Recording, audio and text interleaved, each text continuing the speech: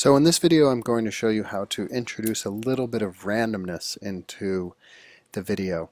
I realize the background has changed because I'm making this later than I made the other videos, but everything else should be the same. So if we were to stop this and play it, it starts at the center of the screen, bounces, hits the pedal, and goes back. So what you're seeing is this. It starts at the center, it points in a direction 90, then forever it moves 10 steps. If it's on an edge it bounces, and if it's touching sprite 1, which is the paddle, it will point back at negative 90, which is to the left. It makes for a pretty boring game. So in a real Pong game, the ball would have a little bit more randomness in the direction it goes. So to talk about this, we first need to know how Scratch thinks about directions. So we know that there's 360 degrees in a circle. So this is what a circle looks like. Going to the right or east is 90, down or south is 180, left is 270, and up straight is 360 or 0. Scratch also thinks about it like this. To the right is 90 degrees, to the left is negative 90 degrees. So what we really could imagine is if the ball hits this way, that it could be somewhere. It realistically could bounce that way. It probably couldn't bounce straight up to 360. It could realistically bounce that way, but it probably realistically couldn't bounce directly south.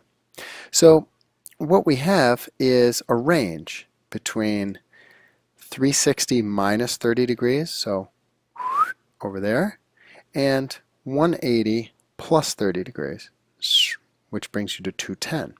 So the ball could probably bounce back anywhere in there. So what we want is for the ball to hit the paddle, if it's on the right side, and bounce somewhere in this yellow range. So how do we do that? Well, I'll show you. You go here and it says point direction negative 90. Well, if we go over here to operators, which is where all the math stuff is, plus, minus, times, divided by, less than, equals greater than, and or not, and then some things that join words together and do other cool stuff. Right in the middle is a block called pick random. And pick random is good for rolling dice and picking random numbers for you. So because it's oval, it fits nicely into that oval block that's already there. And if we remember, the range of numbers we wanted were somewhere between 330 and 210, or 210 and 330. That's what we want here. So I'm going to put the smaller number first, 210, and then I can either click on the other box, or a little pro tip is you can tab over to the other box, 330, enter. Now I'm going to hit stop and go, and let's see if that has, ooh! Now that bounces in a much more realistic direction and makes the game more fun because it's a little bit less predictable. So that's how you introduce the randomness factor in. If you want to get tricky with it and see which direction it's actually going, you could actually have the ball tell you. So if I go to looks, there's a block called say. So if I bring in say, and in motion, there's an oval block that actually always knows which direction the sprite is traveling in. So we can drop that in there. And now it's easier to see if we slow it down. So let's go to 5.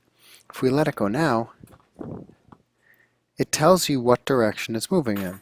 And as I said before, sometimes it uses negative numbers in Scratch to show the angles. So to remove that, another pro tip in Scratch is if I want to move this out, I'm not going to grab it by this block because it takes everything. Grab things just one below. So move this down, say goodbye, then move this, put it back into the forever block, and you're done.